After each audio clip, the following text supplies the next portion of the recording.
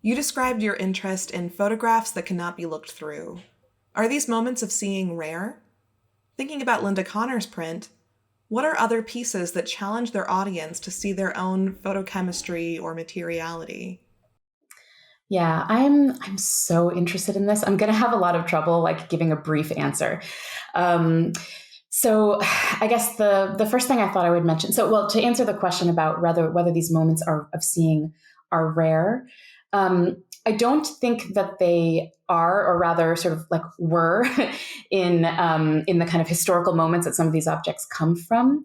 I think they're quite rare now to kind of access via museums, libraries, archives, the sites that are kind of now the caretakers for kind of historical photographs, because all those institutions are designed around the function of kind of displaying and rendering visible all this material in their collections. And for the most part, that visibility, like, it requires being able to see the photograph as an image rather than as an object.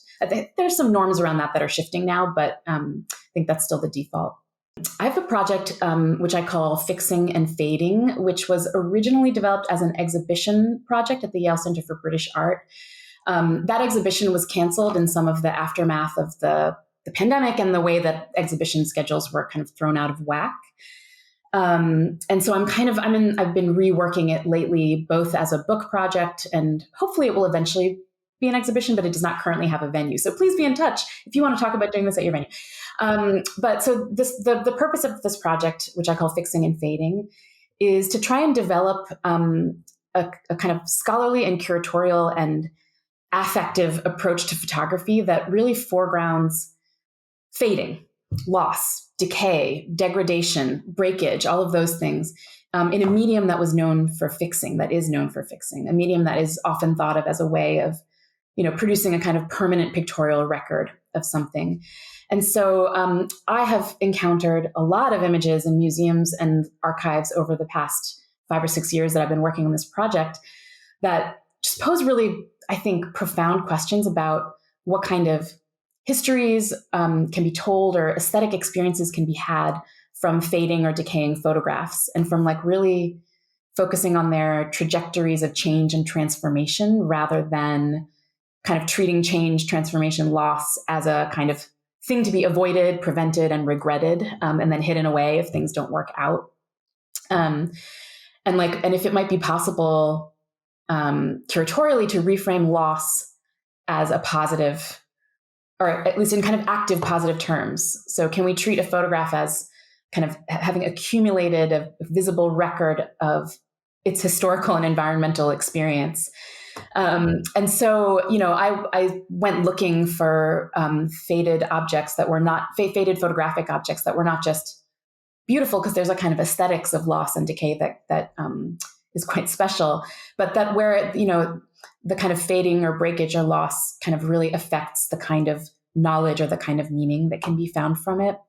And so there are so many actually quite iconic examples in the history of photography. These aren't, well, the two I'm thinking of right now are not on glass, they're on paper and metal, but Nicephore Niepce, who's one of the inventors of photography, there's this kind of iconic photo that's often called the first photograph, although it wasn't.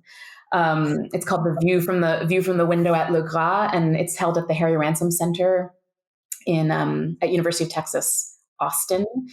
It's on a metal plate, and it is displayed in this sort of, there's no other way to put it, in a kind of shrine in their exhibition space, this kind of like dark, secluded, special space where you enter and your eyes adjust to the light, and then you see this object, this holy relic, basically, from the early history of photo. And when you look at it, it doesn't look like a photograph at all. It looks like a reflective metal plate. And so I'm just really interested in the kind of disjunction between the way these kind of iconic images look in the books where we reproduce them and the way they look in real life. Another example is William Henry Fox Talbot's lattice window, which is a really, really famous, iconic image from early photography, made in 1835. And it's very difficult to describe because you can see very little in it, but it has a handwritten note annotating it, written 4 years after it was taken, that says, when this was first taken, this image of a window, you could count every single individual. There were these like small panes of glass in it, hundreds of them. And he wrote that, you could count all, I can't remember the number now, 250 little panes in it. And so this artifact from 1839, which is using a faded photograph from 1835, it's kind of foregrounding loss as an essential part of the image right away. And so you can't look through it and see the window, which is itself a transparent glass thing through which to look. Instead, there's these sort of like multiple surfaces that are really, really hard to access. And again, it's very, very beautiful. And I'm just really kind of attracted to trying to make sense of that, their aesthetics as also being related to the knowledge that's possible from them. I might add one last example, which is unconnected to the fixing and fading project I just described, which is, you might be aware, this story made national news about 5 years ago. There was a stained glass window in a Yale dorm, a building called Calhoun College, named after a very famous defender and apologist for slavery. And a Black dining hall worker in that who was working in that building one day was really upset by what he saw in this because it depicted African American figures harvesting cotton. The implication was that they were enslaved. He was frustrated with having to see this every day, and he picked up the broom he was using and just got up on a chair and shattered this window. And it became a whole incident around race relations at Yale. I won't go into all those details, but what I wanted to say about it is that that window that was made in, I think, 1932 was then shattered in 2016. And then a couple of years later, curators and conservators at Yale's art gallery recomposed the pieces that remained, that not all of them were found, and kind of, put them in place as best as possible and had it photographed against a light box.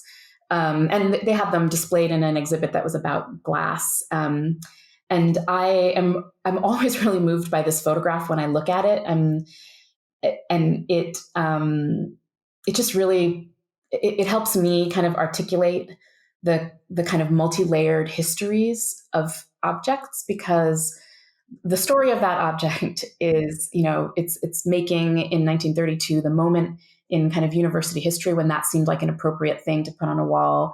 The many decades after that, in which, Black students and other members of the Yale community like consistently kind of raised questions and concerns about it, to this moment when, when it was smashed, and then this moment when it was recomposed, and all of that kind of like comes together in this one photograph. And so, it really, again, you can't look through it at the window because the window's not there anymore. And instead, all you see is this kind of like fractured, layered history.